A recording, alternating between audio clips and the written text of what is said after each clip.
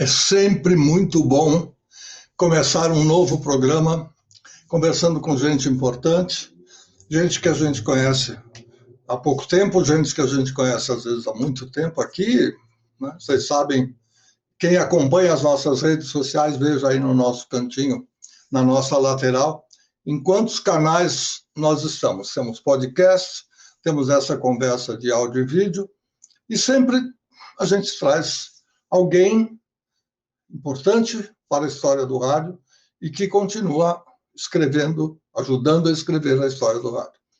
O rapaz que virá hoje é um dos mais jovens entre tantos nomes que nós já entrevistamos, já conversamos. Isso aqui, na verdade, é um programa sério, mas é um bate-papo entre amigos. E o nome dele é impressionante. Se ele fosse usar esse nome inteiro, não haveria legenda nem gerador de caracteres capaz de suportar no sentido da quantidade de nomes. Ele se chama Paulo Henrique Dragani San José. Bem-vindo, PH Dragani. Um abraço, meu mestre Luiz Fernando Malhoca. Uma honra ser convidado para essa série. Então, e aí, abreviando para PH, e o Dragani eu incorporei depois no nome artístico, porque o início era PH. Quer dizer, que é mais nome... prático, né? Exatamente. E aí depois o nome tão grande virou só PH e depois o Dragani foi incorporado por sugestão de Moacir Franco. Depois eu conto a história. Boa, vamos lá. Então já tem uma manchetezinha do que a gente vai descobrir ao longo do tempo. Eu conheço muito pouco da história pregressa do PH, eu conheço a partir de um determinado momento, que nós vamos falar depois sobre ele, e então eu quero saber onde nasceu o PH Dragani. Esse San José é de origem, obviamente, estrangeira, quero crer que Sim. europeia, coisa que vale, ele vai contar tudo isso, e aí aos pouquinhos a gente vai desenvolvendo e desenrolando. Palavra sua.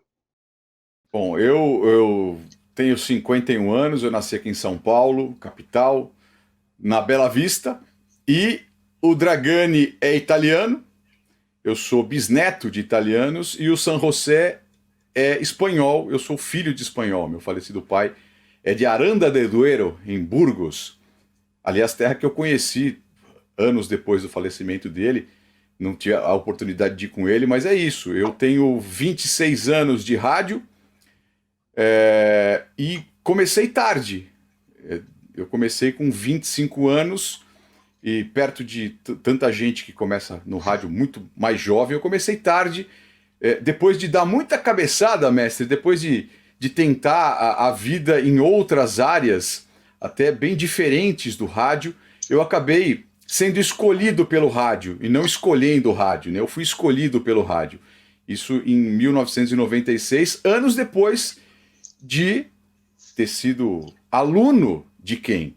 Do senhor, Luiz Fernando Malhoca. Muito bem, que senhor, não precisa chamar de senhor, não, que somos colegas e entre colegas. A única coisa que me incomoda é, de repente, eu estou falando esse jovem, sim, é um jovem, tem pouco tempo de profissão, mas não é uma criança. O rapaz já tem 50, já tem meio século de vida, né? Coisa que eu tenho de profissão, felizmente, mas ele tem histórias, e são essas histórias que nós vamos desenvolver agora.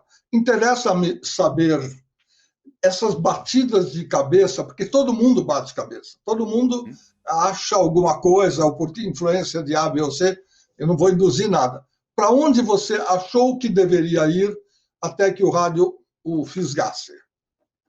Eu sou de uma geração, essa geração que cresceu nos anos, final dos anos 70, começo dos anos 80, com aquela a introdução da informática, né, para o pessoal. Então, eu, muito jovem, comecei a me interessar por computadores, tive um TK-85 a partir dos meus 14 anos aí, e comecei a me interessar e fui naturalmente pendendo para esse lado da informática. Fiz todo o colegial com especialização em exatas, fiz vestibular para a Faculdade de Ciência da Computação, trabalhei com computadores desde os 17 anos. Fui digitador, fui operador, cheguei a ser programador. E um belo dia, durante a minha faculdade de Ciência da Computação, eu recebi o boletim com as notas, e a minha nota de cálculo diferencial integral foi meio de média bimestral. Falei, bom, não vou para lugar nenhum com meio de média.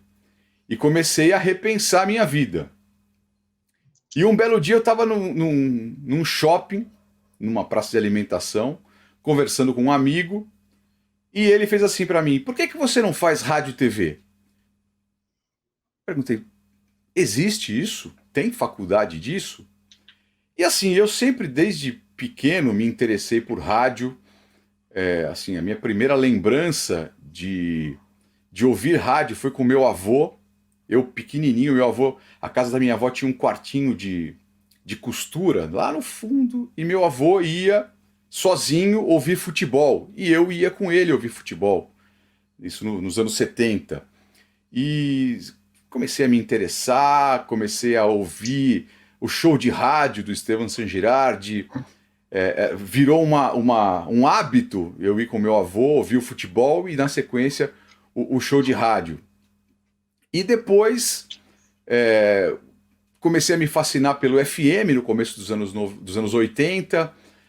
Me lembro muito bem de quando Serginho Leite foi contratado pela Globo FM, e eu tenho gravado um show, como se fosse um stand-up hoje em dia, que foi transmitido pelo rádio, dentro do Teatro Pimpão, se não me engano, e eu tenho isso gravado, eu gravei isso. Então eu sempre fui muito ouvinte de rádio, comecei a me fascinar pelo FM. Eu lembro dos locutores da Rádio Cidade, eu lembro da Jovem Pan, o Djalma Jorge foi uma coisa que fez parte da minha adolescência. E anos antes de eu começar no rádio, eu me lembro de ter ido no Shopping Paulista, aqui em São Paulo, para ver o Banana, então locutor da Jovem Pan, bater o recorde de permanência no ar, né? Foi feito um estúdio, eu me lembro bem, um estúdio que foi feito no shopping, e eu lembro que eu fui ver. E anos depois eu comecei a fazer a faculdade, e foi um processo meio que natural eu começar a apresentar as coisas, né? O pessoal me colocava lá, apresenta esse trabalho aqui, apresenta esse outro trabalho. E foi rolando até que, assim, nesse meio tempo, Luiz, foi engraçado porque assim, eu tinha que pagar a faculdade. Então, eu trabalhava com informática, apesar de não fazer mais a faculdade, tinha abandonado a faculdade, e eu arrumei um emprego na Nestlé. Eu fui trabalhar na Nestlé. Então eu ganhava muito bem na época, na Nestlé, pagava a minha faculdade com uma certa tranquilidade, só que a faculdade vai avançando, e eu tinha que entrar no mercado. Eu não tinha feito estágio nenhum. E um belo dia eu estava no centro acadêmico lá na FAAP, e eu vejo um cartaz ali. Se você acha que rádio é um elemento químico, é só um elemento químico, e rock é só um lutador do cinema, não venha trabalhar na 89. Falei, me pegou. Fui fazer uma entrevista na 89, isso final de 96, e eu me lembro que eu trabalhava de roupa social na Nestlé. Eu lembro que eu me troquei, eu coloquei um jeans e uma camiseta no estacionamento da Nestlé e fui fazer a entrevista na 89. Não posso chegar de roupa social na 89 para fazer uma entrevista de estágio, totalmente deslocado. Fui e fiz, e comecei a trabalhar na 89 na promoção. Eu fazia a promoção, fazia as ações de rua, fazia atendimento ao ouvinte. Comecei assim, há 26 anos, vai fazer 26 anos agora em dezembro. Então, o meu começo no rádio foi assim. E quando eu falo dando cabeçada, foi da informática para Nestlé. E quando eu comecei, quando eu consegui o estágio na 89, a bolsa auxílio era muito menor do que o salário que eu ganhava na Nestlé. Mas fui. Escolhi, fui. E estou até hoje fazendo rádio. Pois é, veja como são interessantes as coisas. Eu, com essa prática de ficar cutucando e pensando coisas, já percebi que se você não falasse, eu não ia também. Não temos bola de cristal, nem analógica, nem digital, que é para rimar.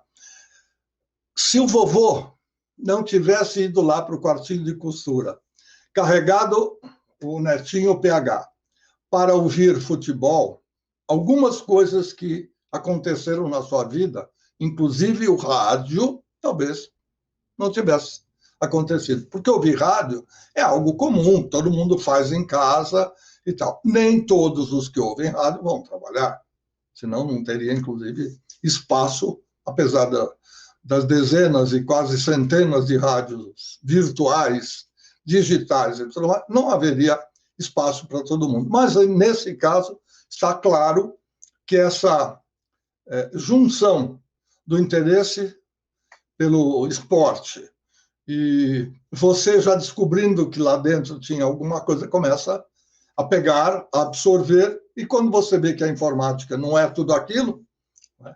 Eu tenho uma história parecida, mas já contei aqui, não vou repetir, de ter uma nota que não justificaria absolutamente a continuidade. Aliás, quem me chamou foi o diretor da escola, mas isso foi no chamado científico, né? O tal do colegial. E aí eu pulei rapidinho de exatas para humanas, porque eu já devia ter percebido que o negócio era outro. Mas tudo bem. E aí você está se desenvolvendo ainda entre uma cabeçada e outra, se encontrando como um rapaz que faz promoção de rua, que também não é uma coisa assim monstruosa, ganhando aquele saláriozinho que o Centro de Integração Empresa-Escola permitia, né, quando muito perto de um salário mínimo, e aprendendo, porque o que a faculdade ensina não é sempre aquilo que cada emissora tem de particular, de especial, até porque a emissora está no ar e a responsabilidade está rodando juntamente com os minutos e os comerciais e o artístico e tudo mais. Dali a pouco, você começou a sentir algo mais pelo esporte, pelo que eu descobri, e essa emissora não era uma emissora de esporte. Ela até poderia ter alguma coisa leve, né? Esportes alternativos e tal, mas não era uma emissora, não é ainda, uma emissora que tenha lá um pacotão de esporte dos tradicionais, de transmissão de jogos e tal. Como é que você sentiu? Quanto tempo você ficou no 89 na primeira temporada? A primeira passagem foi de 96 a 2002. E assim, a minha migração para o ar, né, foi de um jeito muito estranho, porque eu comecei a produzir o Pressão Total, que era o game que foi premiado, inclusive, e um belo dia a coordenação tinha sido dividida entre Roberto Reis e Eliana Schuff. Roberto Reis, que hoje está na Transamérica, e Eliana Schuff, que continua na Mix. E naquela época, o Eric Santos, que inclusive voltou outras vezes para 89, ele saiu e abriu uma vaga. E eu não tinha a menor intenção de ser locutor naquela época. Não tinha. E o Roberto Reis chega para mim e fala assim: abriu uma vaga, você não está interessado em fazer um teste? E eu lembro que a gente operava o Pressão Total, a gente auxiliava o locutor na operação do Pressão Total, que era um pouco complicada. E aí eu estava lá me preparando para fazer e eu falei pro Reis: a hora que acabar aqui o Pressão eu vou lá e gravo. E entrei no estúdio, gravei. E eu lembro que 2, 3 dias depois o Reis chegou para mim e fez assim: olha, gostaram do teu teste. Falei: Reis, por favor, não brinca, sabe? Tô aqui fazendo meu trabalho. Vai. Não, gostaram, tá entre você e uma outra pessoa. E tempos depois eu tô passando no corredor, Luiz Augusto Alper me chama: Paulo, na época não era PH ainda, era Paulo. Paulo, gostei do teu teste, você topa ocupar a vaga de locutor, pensei, ganho uma bolsa auxílio como estagiário para locutor, claro, topei. E a partir daí comecei a entrar no ar e a minha passagem para o esporte, assim, eu sempre tive muito envolvido com esporte, sempre. Sempre gostei muito. E a minha primeira tentativa no esporte foi na 89 mesmo, foi a final da Libertadores de 1999, que o Palmeiras acabou vencendo. Minto, foi a final do Campeonato Paulista, quando como é que se diz? Não, foi na final de 99 mesmo, porque o Palmeiras já tinha sido campeão na final do Paulista. Final de 99, eu falei pro Luiz Augusto assim, eu posso cobrir a final? Ele falou, você consegue? Eu falei, eu vou tentar. Né? Credenciamento e tudo mais. E eu acabei conseguindo o credenciamento e fui e fiz a cobertura da final da Libertadores, fiz material pro 89 e tal, foi pro ar, e dias depois teve a final do Campeonato Paulista, aquelas embaixadinhas do Edilson, aquela briga generalizada entre Palmeiras e Corinthians e tudo mais. E no dia seguinte, o pessoal lá na 89 meio que ensaiou uma mesa redonda ali. Porque a gente começou a conversar no ar, enfim, num dos programas, o Luiz gostou e falou assim, faz mais aí, vai fazendo, vai fazendo. E a partir daí começou essa abertura em relação a esporte, né? Começou aí. E depois vieram outras coberturas pela 89 mesmo. Eu cheguei a fazer Fórmula 1, vários grandes prêmios do Brasil de Fórmula 1, pela 89, como você destacou, sem muito espaço para esporte, sem tradição no esporte. Eu fui cavando isso, até chegar ao ponto, Luiz, de eu cobrir uma Olimpíada pela 89. Eu fui para Atenas em 2004, cobri a Olimpíada pela 89, com patrocínio e tudo mais, sozinho, quer dizer, eu e mais 2 ouvintes, porque a 89 emendou uma promoção, nós levamos 2 ouvintes para Atenas para acompanhar a Olimpíada, então ao mesmo tempo que eu acompanhava ouvinte, eu entrevistava, ia para o centro de imprensa, ia para a Casa Brasil que tinha lá, e então foi assim, e acabou de um dia eu estava conversando com um amigo, Juan Pastor, que já tinha saído da 89, e o pastor chegou para mim e fez assim, olha, eu falei de você esses dias. Falei, mas falou bem ou falou mal? Não, falei bem. Falei com o Lélio Teixeira. Sabe o Lélio Teixeira do Na Geral, da Bandeirantes? Sim. Então, eles estão precisando de um produtor lá na Bandeirantes, mas eu falei para ele que talvez fosse difícil te tirar da 89. Eu falei, pelo amor de Deus, me passa o telefone dele agora. Precisa me tirar da 89.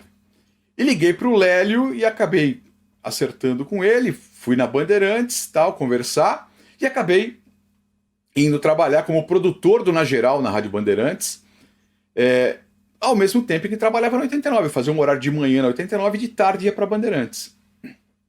Aí lá na Bandeirantes também, a gente começa a observar, começa a pedir para fazer uma coisa aqui, outra coisa lá, até que um dia, uma passagem muito triste, Luiz Fernando Bindi, jornalista, faleceu, e o Lélio, ele era sócio da equipe de esportes da 105 FM.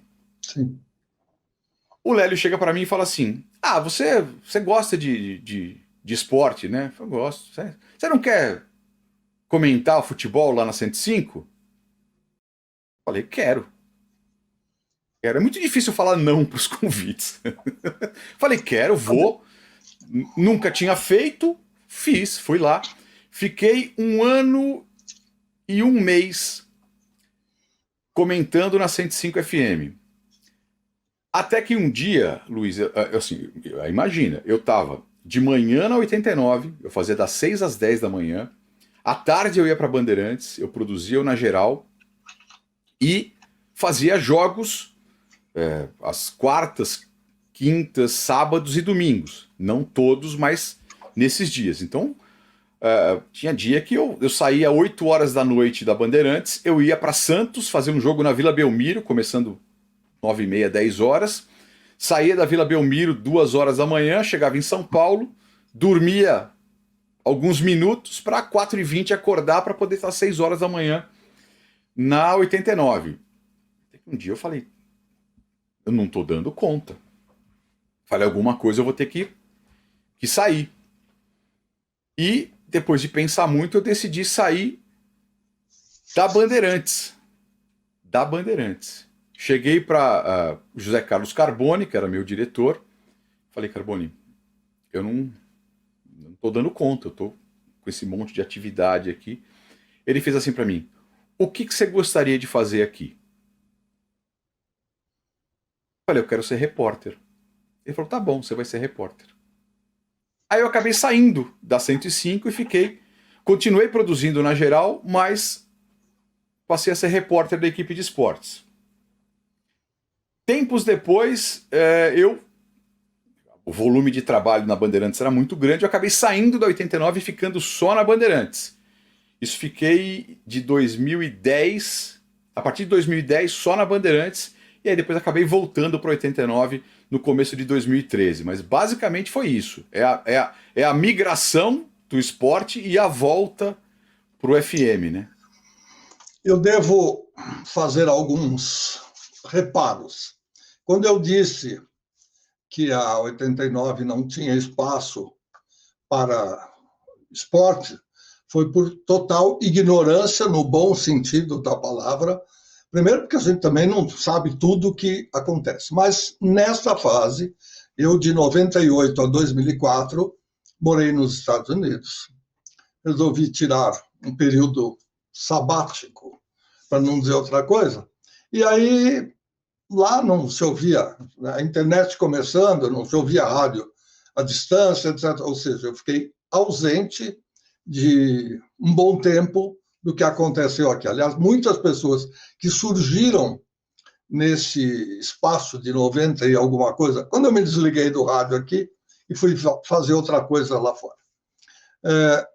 Então, tem muita coisa que eu não sei, confesso essa ignorância e tudo mais. Segundo, você falou, e aí é que a gente percebe que o tempo passa muito depressa. Seu chefe era Luiz Augusto Alper, que foi meu aluno lá atrás.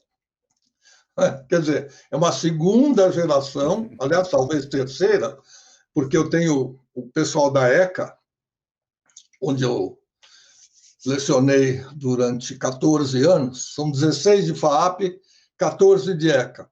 Então, nesse primeiro time, tem um montão de gente que hoje está lá com 56, 60, quase que de profissão, que foi a primeira turma que trabalhou comigo e que depois eu até, ao criar os estágios, tentei pelo menos dar uma chance, uma oportunidade para as pessoas trabalharem e tal.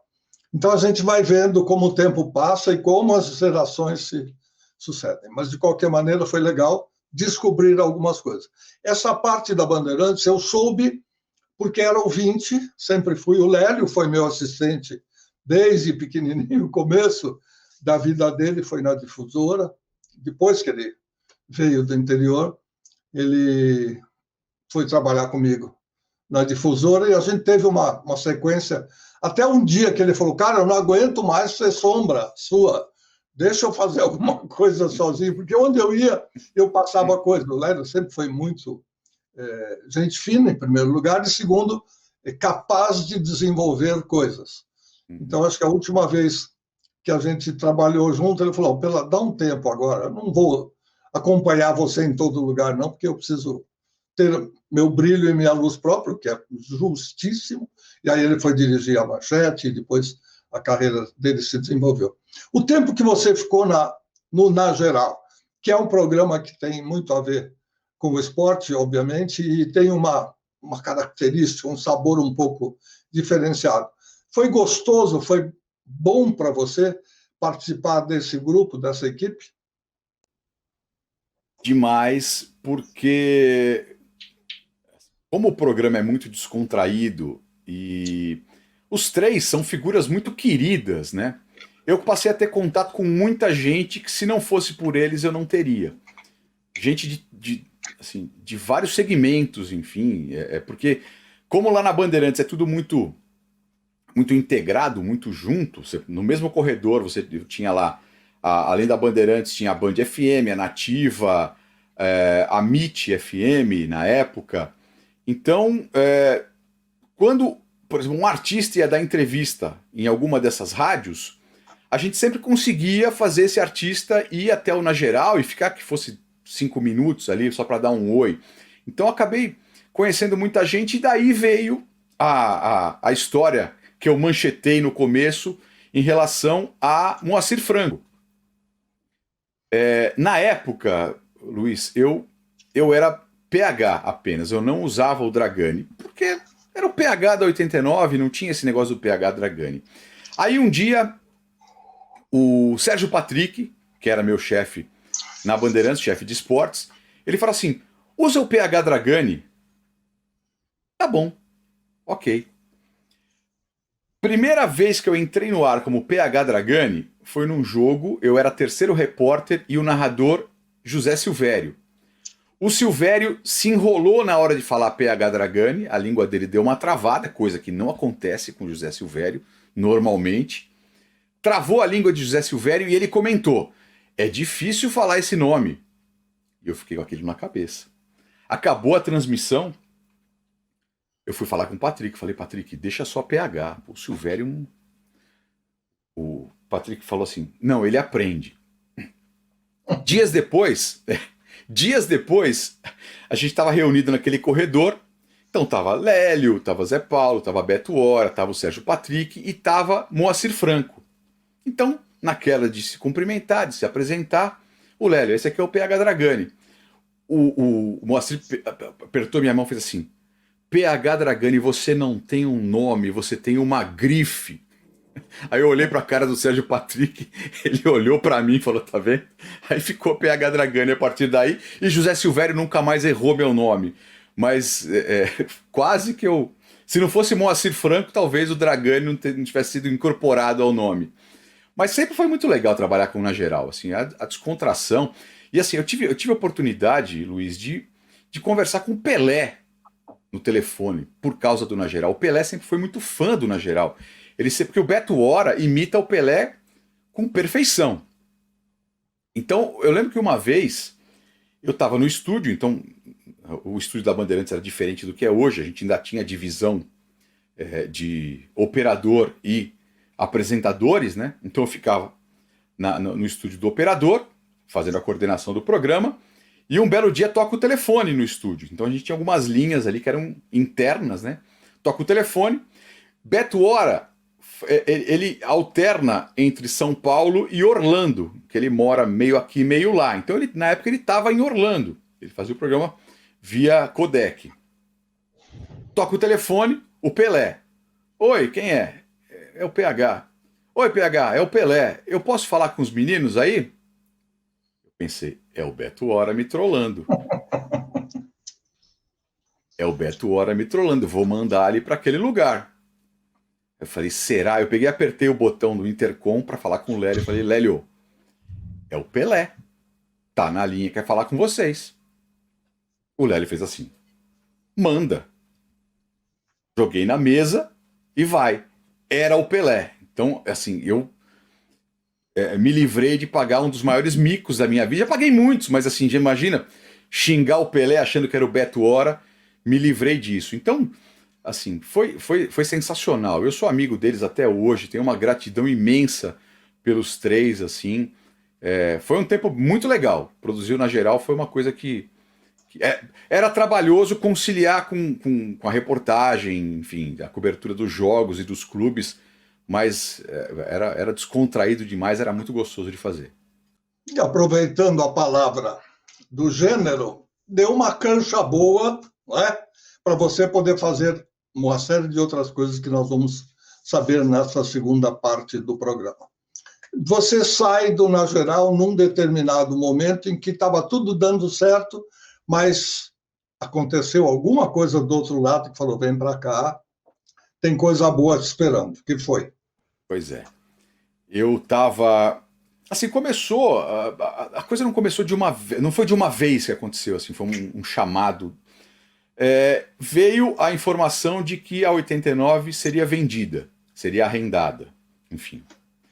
E um dia eu estava indo fazer um jogo na Vila Belmiro, inclusive. Estava na Anchieta, toca meu celular, era um produtor da 89 dizendo, olha, a rádio vai ser vendida, vai fechar, e o dono tem a intenção de fazer uma web rádio de rock. Quer voltar com a 89 para a internet.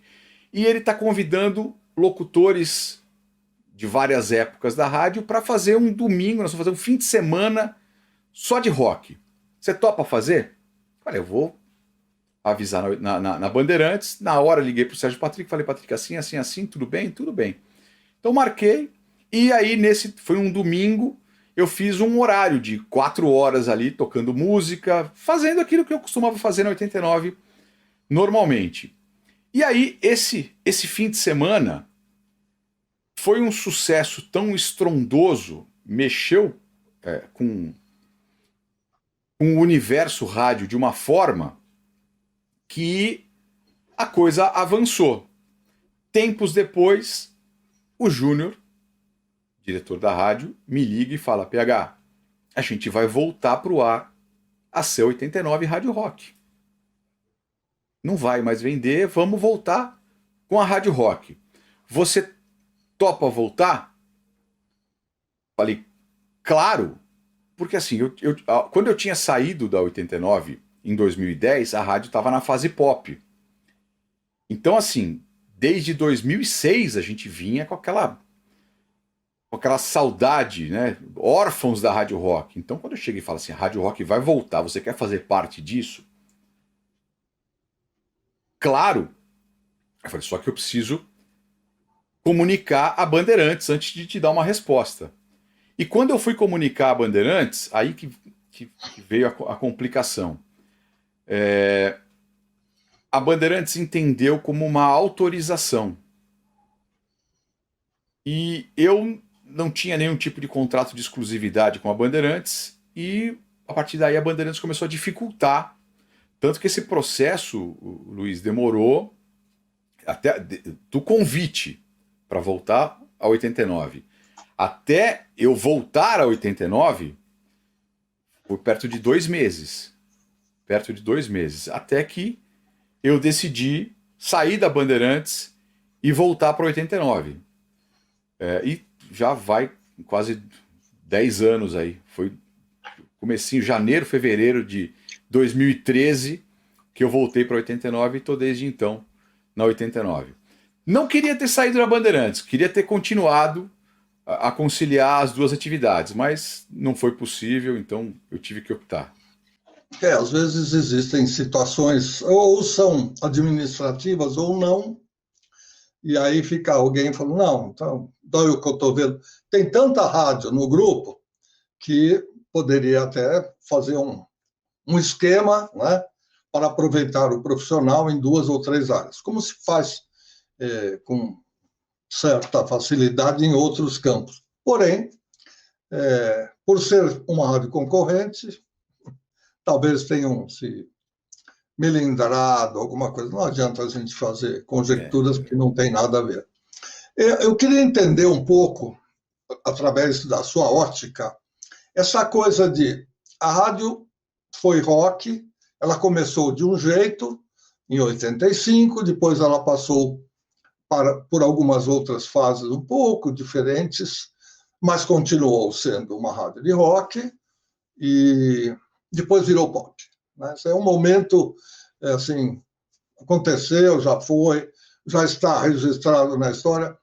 Essa virada, ela decepcionou, porque você a hora que falou em órfão da rádio, eu acho que isso bateu no coração de uma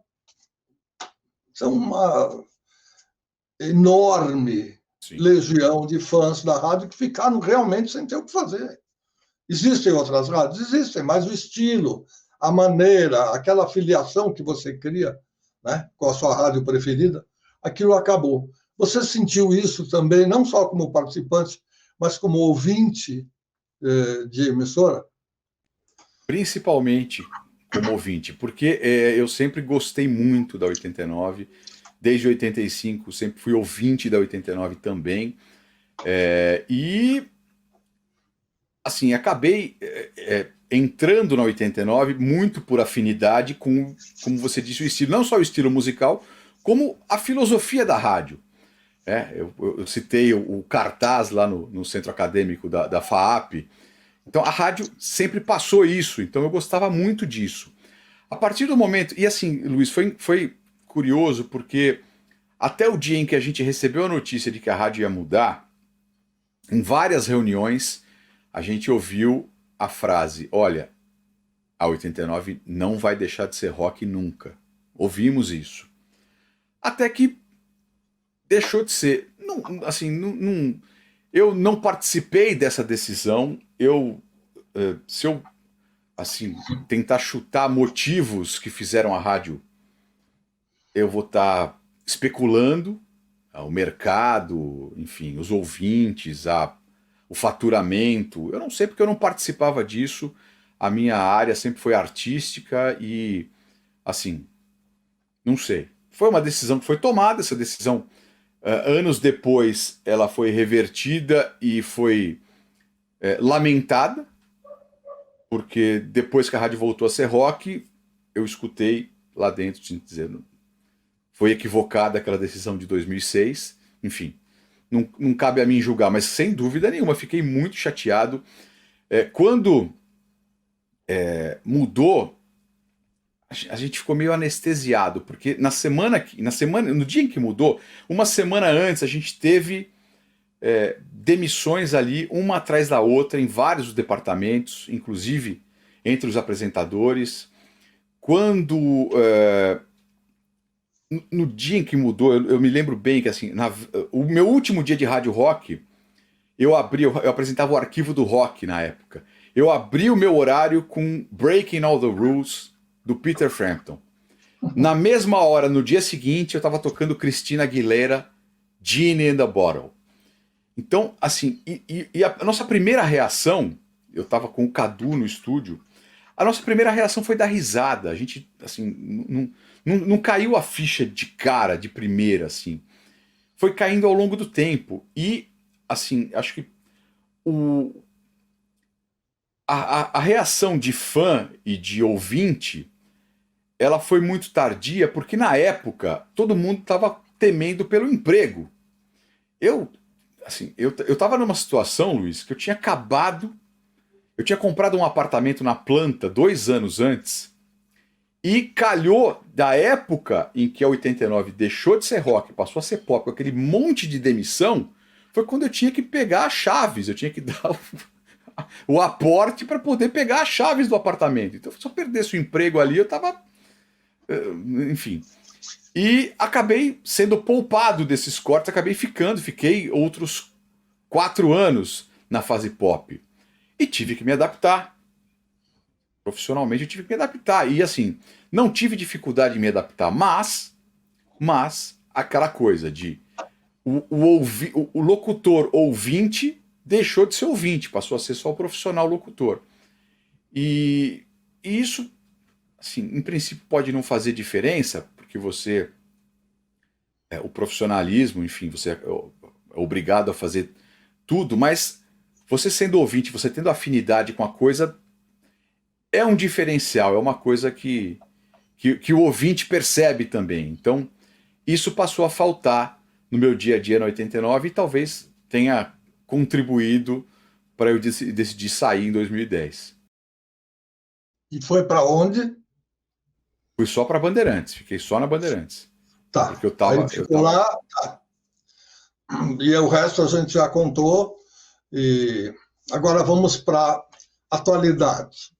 A rádio mudou muito, tem programas diferenciados.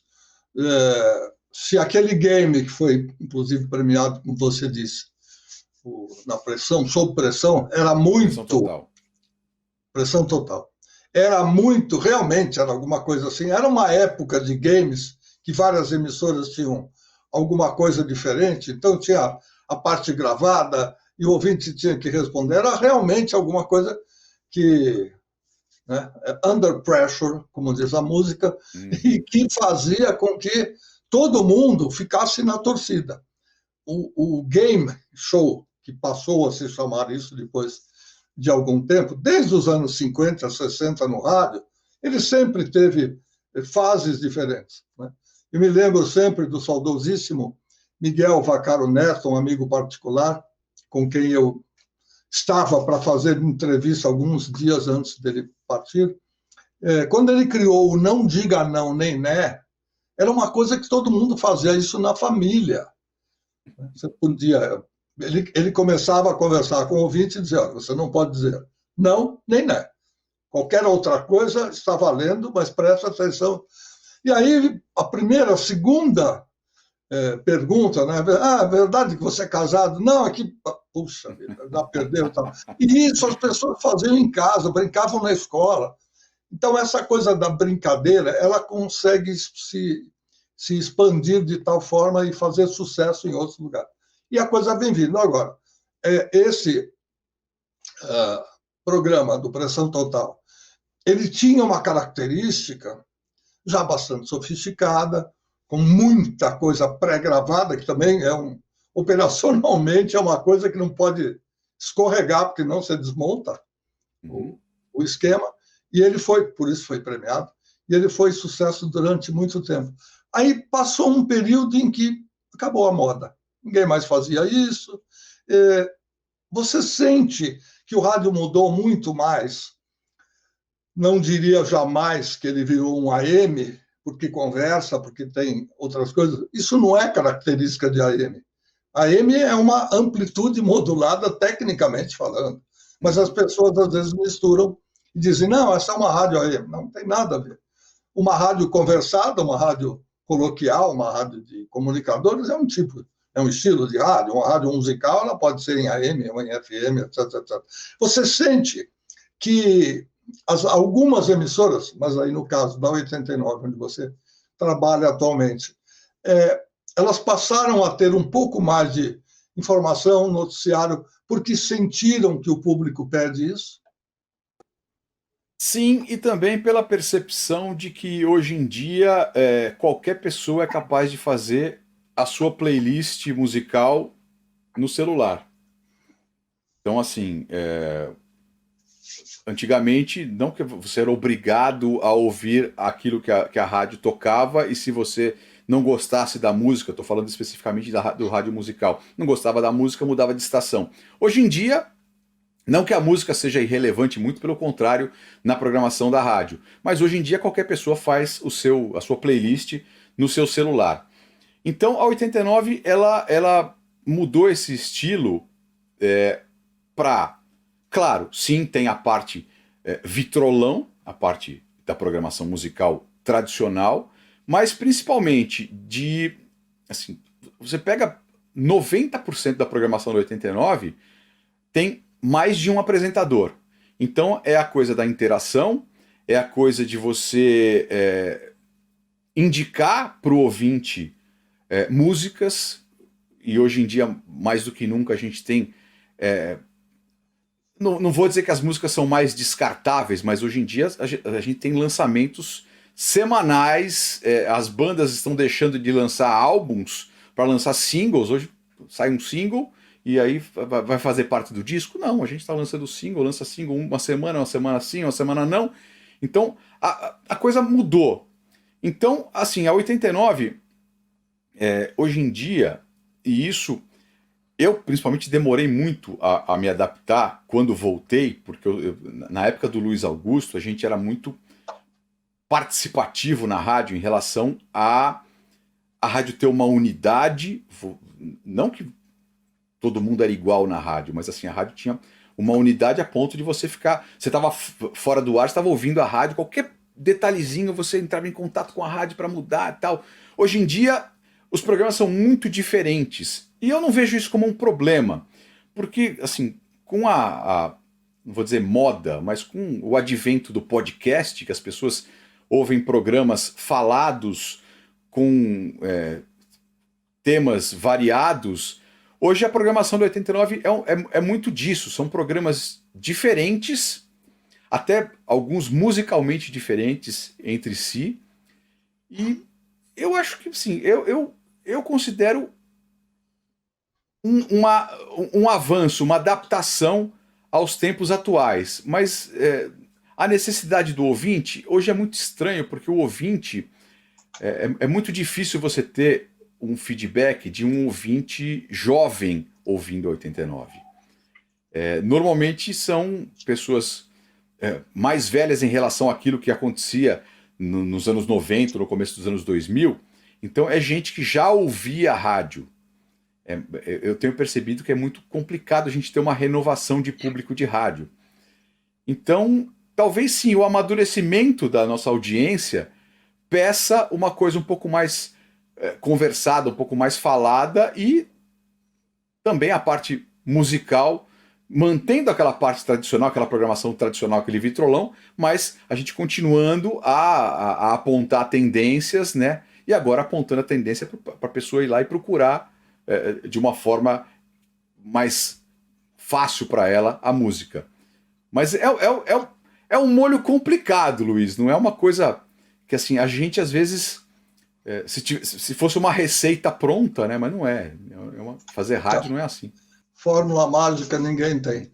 Eu queria voltar no tempo, lá nos anos 80, da metade para frente, Jovem Pan com Mônica Venerabile e Emílio Surita, as duplinhas. Então começou, primeiro, a ter uma dupla homem e mulher, depois, do outro lado, na Rádio Cidade, do outro lado da rua, Sandra Grotti e Otávio Seschi Júnior.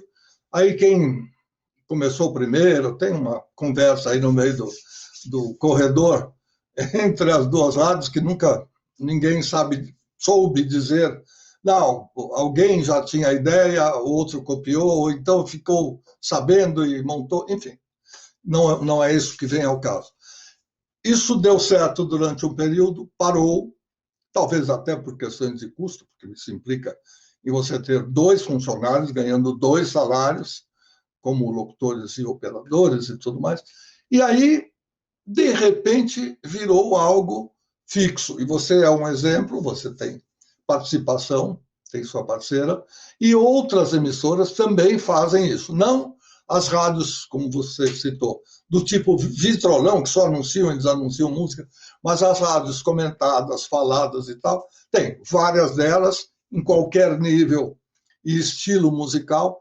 Isso é uma tendência ou isso é uma introdução de jornalismo ou do estilo jornalístico no FM, musical? Eu acho que não chega a ser uma introdução do jornalismo, é mais uma tendência mesmo de repente, o ouvinte se sentir parte de uma turma, ele está ali ouvindo uma interação, uma conversa na qual ele virtualmente participa, através de redes sociais, enfim, de mensagem, e até mesmo conversa com o rádio, tem isso. Eu não sei se o jornalismo entra em tudo. No meu caso, você citou aí, eu faço programa com a Dani Taranha, de segunda a sexta, a gente tem a parte jornalística e muitos programas da 89 têm também a parte jornalística, mas alguns não têm. Alguns é simplesmente um bate-papo que é para o ouvinte se sentir parte daquele papo, parte daquela turma interagindo. Eu acho que talvez o que o público de rádio mais peça hoje em dia é essa. Claro, tem gente que reclama, fala, rádio rock, toca música, eu não quero ouvir vocês conversar. Enfim, mas é o que tem dado certo. A gente tem tido o retorno do pessoal querendo, sim, fazer parte daquela turma. É como se o ouvinte trabalhasse na rádio e convivesse com as pessoas que trabalham na rádio. Eu trabalhei com pesquisas durante muitos anos, não porque eu achasse que a pesquisa era a coisa mais importante do mundo. Tem gente que acha, eu respeito. Eu tive chefes que me obrigaram a seguir a pesquisa, mas eu confesso, já falei isso aqui mais de uma vez, eu nunca me preocupei com pesquisa. Não que eu desprezasse, eu ia pelo meu feeling, e não posso reclamar, porque 80%, acho que, do que eu fiz foram coisas positivas que deram certo. Claro que eu errei, claro que eu dei alguns furos e tudo mais, inclusive em seleção de música. Essa eu não vou tocar, aí a concorrência toca e estoura, enfim, essas coisas são naturais, felizmente. Somos todos humanos, acertamos e erramos. Agora, muitas vezes eu falava para a população.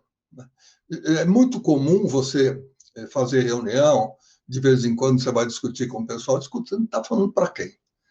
Para quem que a gente quer falar? Com quem a gente está falando? E o roqueiro, eu acho que é um espécime, com todo respeito à palavra, diferente.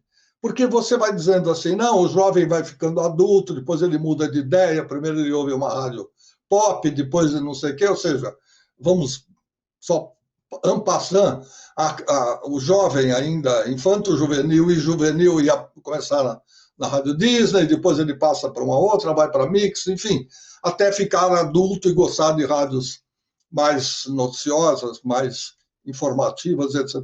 O roqueiro não. O roqueiro envelhece roqueiro. O roqueiro continua botando, se ele puder ter a sua Harley Davidson, ele coloca tudo que ele pode dentro, junta a turma toda, bota lá um uniforme preto, de preferência de couro, com franjinhas, e sai pela estrada com muitas e muitas outras motos e pessoas e tal. Eles são os ouvintes de rock. Eles não vão mudar nunca. Então, como é que vocês tratam isso? Não precisa nem falar de estratégia, mas eu digo, esse é um diferencial que as outras rádios não têm. É preciso entender isso, porque o roqueiro envelhece, tem cabelo branco, às vezes até aqui embaixo, grandão, colorido, enfim, do jeito que ele quer, mas é cabelo grande, é o estilo do roqueiro que sempre foi. Como é que vocês veem isso em termos de programação? Isso passa pela cabeça do pessoal quando discute, quando bate-papo? Olha, no nosso caso, Luiz, assim, a 89, ela hoje na programação, ela tem na grade todos os locutores, todos os apresentadores, a partir das 6 da manhã até às 8 da noite, tem gente que está na rádio há muito tempo. Então é coisa que o ouvinte se identifica, já conhece, porque o ouvinte de rock, como você falou, ele é muito exigente. Ele é muito exigente. Se você fala uma bobagem sobre uma banda, o ouvinte, ele sabe. Ele sabe quando você está falando sem conhecer. Isso ele sabe. E, assim, em relação aos apresentadores, a gente tem sempre alguém que tem esse conhecimento e essa bagagem em relação ao rock. Agora, por outro lado, na parte musical, o roqueiro, você sabe disso também, ele é muito resistente a novidades. O roqueiro, ele acha que o rock atual nunca presta. Sempre presta o rock de 10 anos atrás. E isso se renova. Eu estou há 26 anos na 89, eu vi isso acontecer várias vezes, e coisas que eram... porque o pessoal torcia o nariz há 20 anos, hoje são clássicos.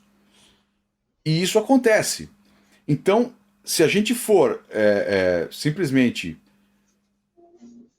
tirar da programação e eliminar do nosso universo coisas que alguém vai lá e dá aquela espinafrada e reclama, a gente vai ficar tocando música dos anos 70, dos anos 60 eternamente. Então, assim, é sempre um passo de cada vez para a gente renovar e para a gente agradar aquela audiência mais antiga e mais tradicional que, como eu disse, costuma ser resistente a novidades, mas com o tempo vai passando, essa novidade vai se incorporando à programação. E isso é uma coisa que, historicamente, assim, desde que eu entrei na rádio, isso é vou dizer, uma estratégia, é uma coisa que a gente tem que trabalhar com muito cuidado, né? Porque eu posso citar aqui um número absurdo de bandas. Por exemplo, eu vou citar uma hoje que aconteceu essa semana. O Hanson. O Hanson não é uma banda de rock. Mas o Hanson naquela época em que surgiu um bop, em 1997, há 25 anos, tinha uma rejeição absurda. Hoje o Hanson não tem tanta rejeição por parte do público da rádio. Não tem. E cito outras bandas, o A-Ha, por exemplo. Hoje a A-Ha toca na 89. E o A-Ha na época, apesar de que eu lembro bem que, antes de eu entrar, eu lembro que o Morten foi dar entrevista na 89, mas teve uma época em que o nosso ouvinte não aceitava. E é muito curioso isso, porque o ouvinte de rock, ele é muito difícil de lidar. Ele é muito difícil, porque ao mesmo tempo que ele é exigente, ele é uma coisa complicada, não é fácil, não. Ou às vezes, num chamado LP, aquele disco antigo com 12 faixas, 6 no lado A, 6 embaixo, no lado B, existiam faixas roqueiras, mas não eram o forte. O conjunto era visto, o carimbado, como pop. E a gravadora, que tinha interesse em vender discos, sabia que era mais fácil vender o pop, que era um espectro mais amplo da população, em várias emissoras, e não a faixa de rock, que era uma outra, às vezes até de gosto do artista. Eles deixavam gravar, porque afinal de contas são 12 que custa, mas tinha sempre alguém atento do lado da programação roqueira a pensar essa música e falar, olha, tem uma versão ou uma vertente musical também voltada para o rock. E aí, o meio termo entre o rock e o pop, às vezes se mistura, como você citou.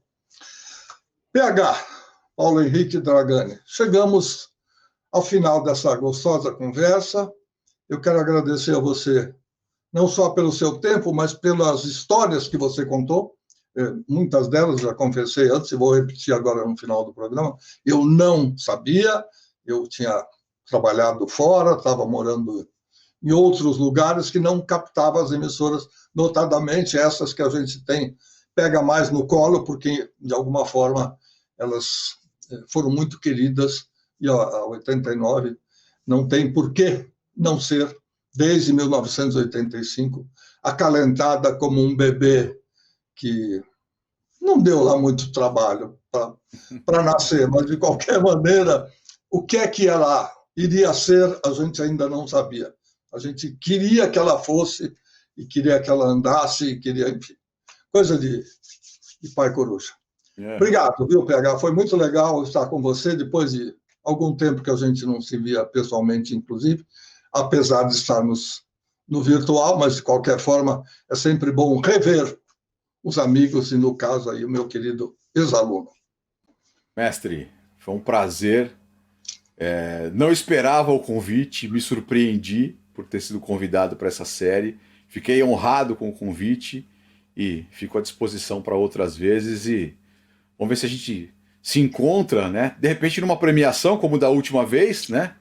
Quando nos encontramos no Prêmio APCA de 2019, depois de lá para cá. Não...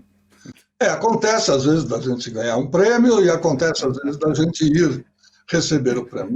Mas qualquer hora eu vou lá na Avenida Paulista, que é mais fácil. Aliás, eu precisaria tirar, talvez não só uma semana, mas uns 10 dias, para ir de andar em andar, rever os amigos, bater papo, porque aí não é ir lá, vai tomar só um café, é para conversar, né? Gastar, no bom sentido, um tempo gostoso, matando saudade.